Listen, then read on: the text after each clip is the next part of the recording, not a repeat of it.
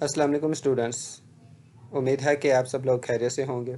आज की वीडियो में हम बात करेंगे मैथ की कुछ टिप्स एंड ट्रिक्स के बारे में और इंशाल्लाह इन टिप्स एंड ट्रिक्स को सीखने के बाद आपको मैथ की कैलकुलेशंस करने में काफ़ी आसानी होगी।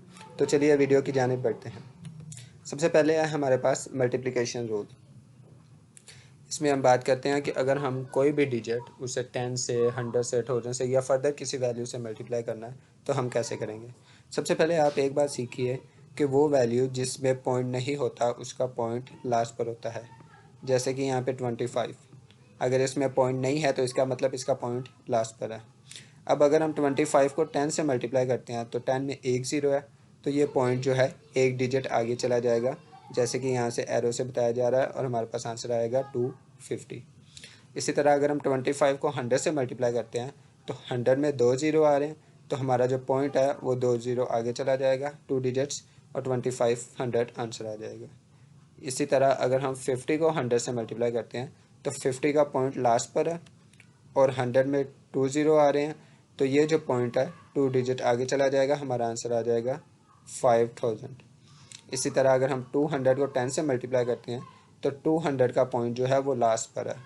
ठीक है, जब हम 10 से मल्टीप्लाई करेंगे तो 10 में एक ज़ीरो है, तो ये पॉइंट एक डिजिट आगे चला जाएगा, हमारे पास आंसर आएगा 2000।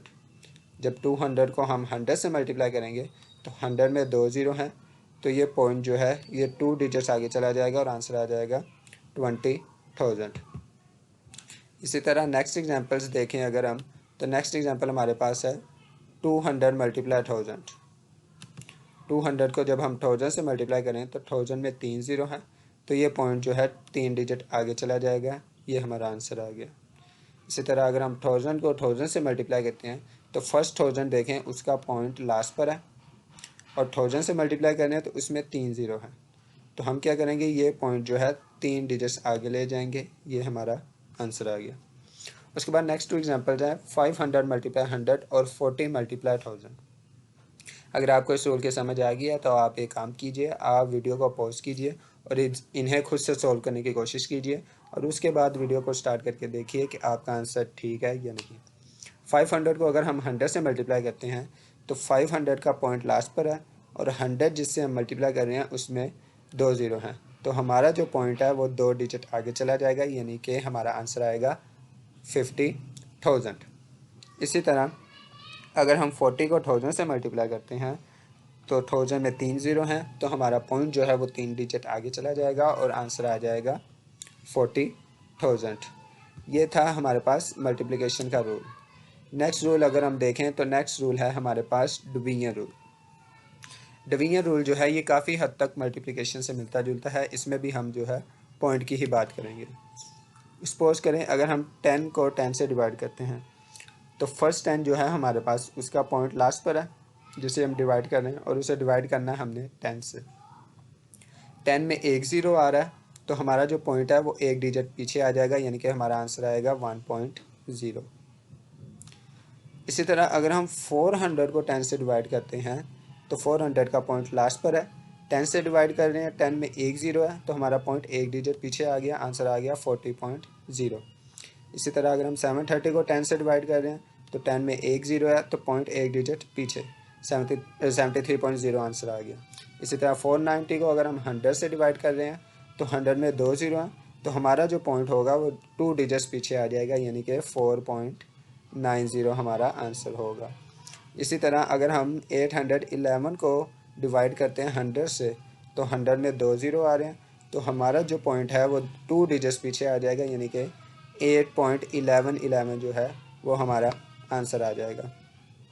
उसके बाद नेक्स्ट एग्जांपल्स अगर हम देखें तो नेक्स्ट एग्जांपल्स में हमारे पास क्या है, 393 डिवाइडेड बाय 1000। 393 को जब हम 1000 से डिवाइड करेंगे तो 1000 में तीन ज़ीरो आ रहे हैं, तो हमारा जो पॉइंट है वो थ्री डिजिट्स पीछे चला जाएगा, यानी कि आंसर आएगा 0.393। इसी तरह अगर हम 10 को 1000 से डिवाइड करेंगे तो सेम 10 में थ्री ज़ीरोज़ हैं, तो हमारा पॉइंट जो है वो तीन डिजिट पीछे चला जाएगा, एक दो और तीसरा आगे ज़ीरो आ जाएगा, तो हमारा आंसर आएगा 0.010। इसी तरह 921 को अगर हम 1000 से डिवाइड करेंगे तो हमारा पॉइंट थ्री डिजिट्स पीछे चला जाएगा, 0.921 आंसर आएगा। और इसी तरह आगे 2 एग्जांपल्स हैं आपके करने के लिए, आप इन्हें सोल्व कीजिए। 91 को अगर हम 100 से डिवाइड करते हैं तो 100 में 2 ज़ीरो हैं, तो हमारा पॉइंट जो है 2 डिजिट्स पीछे आ जाएगा, यानी कि 0.91 हमारा आंसर होगा। इसी तरह 538 को अगर हम 1000 से डिवाइड करते हैं तो 1000 में 3 ज़ीरो हैं, तो पॉइंट जो है 3 डिजिट पीछे आ जाएगा, यानी कि 0.538 हमारा जो है रिक्वायर्ड आंसर होगा। उसके बाद नेक्स्ट रूल की जानिब बढ़ें तो नेक्स्ट रूल है हमारे पास स्क्वायर रूल। स्क्वायर रूल में हमारे पास 2 तरह के स्क्वायर्स आते हैं। सबसे पहले हम बात करते हैं उन स्क्वायर्स की जिनके लास्ट पर 5 आता है। सपोज करें हमारे पास 25 का स्क्वायर है, तो 5 का स्क्वायर आ गया हमारे पास 25 और बाकी बचा 2। 2 के बाद क्या डिजिट आता है 3, तो 2 को 3 से मल्टीप्लाई करें तो हमारे पास आ गया 621 हमारा आंसर 625 सॉरी हमारा आंसर आ गया। इसी तरह 55 का अगर हम स्क्वायर लें तो 5 का स्क्वायर आ गया 25 और उसके बाद सेकंड डिजिट 5 है, तो 5 के बाद क्या आता है 6, 5 मल्टीप्लाई 6 30, तो ये हमारे पास आ गया 25 आंसर। इसी तरह अगर हम 85 का स्क्वायर लें तो 5 का स्क्वायर क्या होता है 25 और उसके साथ है डिजिट 8, 8 के बाद क्या आता है 9, 8 को 9 से मल्टीप्लाई किया तो ये आ गया 72 25, ये हमारा रिक्वायर्ड आंसर आ गया। इसी तरह अगर हम 65 का स्क्वायर लेते हैं तो 5 का स्क्वायर हमारे पास आ जाएगा 25 और 6 के बाद आता है 7, तो 6 मल्टीप्लाई 7 42, तो 4225 ये आ जाएगा हमारा आंसर। नेक्स्ट एग्जांपल्स देखें। नेक्स्ट एग्जांपल है अगर हमारे पास 100 से अबव स्क्वायर आ जाता है, जैसा कि 105 का स्क्वायर आ जाता है, तो सेम तरीका है। 5 का स्क्वायर हमारे पास आ गया 25 और 10 के बाद आता है 11, तो 10 मल्टीप्लाई 11 110, तो 11025 हमारा आ गया आंसर। इसी तरह आप इसे सॉल्व कीजिए 15 के स्क्वायर को इसी मेथड से, तो 5 का स्क्वायर हमारे पास आ जाएगा 25 और 1 के बाद 2 आता है, तो 1 मल्टीप्लाई 2 आ गया 225 हमारा जो है आंसर आ जाएगा। उसके बाद अगर हमारे पास 1 का स्क्वायर आ जाता है तो हम इसे कैसे सॉल्व करेंगे, ठीक है। 1 हमारे पास 2 डिजिट है, तो हम लिखेंगे 1 2 1, पहले ग्रेटर की तरफ फिर लोअर। इसी तरह अगर हमारे पास आ जाता है 1 का स्क्वायर, अब 111 का स्क्वायर हमारे पास आ गया, तो ये हमारे पास 3 डिजिट्स हैं 1 1 1, तो 3 डिजिट हैं, तो हम लिखेंगे पहले 1 2 3 फिर 2 1, 1 2 3 2 1। इसी तरह अगर हमारे पास 1 1 1 1 का स्क्वायर आ जाता है तो टोटल 4 डिजिट्स हैं, तो हम लिखेंगे 1 2 3 4 3 2 1, ठीक है। उसके बाद नेक्स्ट एग्जांपल्स हम देखते हैं। अगर हमारे पास आ जाता है 1 1 1 1 1 का स्क्वायर, ठीक है, ये हमारे पास 1 6 टाइम्स लिखा हुआ है, 6 डिजिट है, तो जब हमारे पास 6 डिजिट होंगे तो हम क्या लिखेंगे 1 2 3 4 5 6 5 4 3 2 1, ये हमारा आंसर होगा। इसी तरह अगर 1 1 1 1 1 5 टाइम्स आ जाता है तो इसे कैसे सॉल्व करेंगे, इसे हम लिखेंगे 1 2 3 4 5 4 3 2 1, ये था हमारा स्क्वायर का रूल।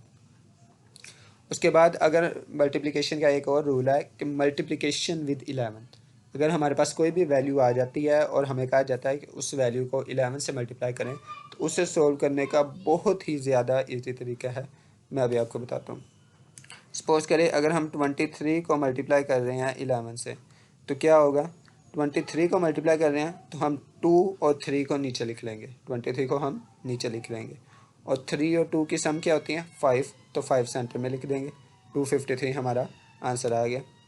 इसी तरह अगर हम 54 को 11 से मल्टीप्लाई कर रहे हैं तो हम इधर से 5 नीचे उतार लेंगे, इधर से 4 नीचे उतार लेंगे और 5 और 4 की सम होती है 9, तो 9 सेंटर में लिख देंगे, 594 आंसर आ गया।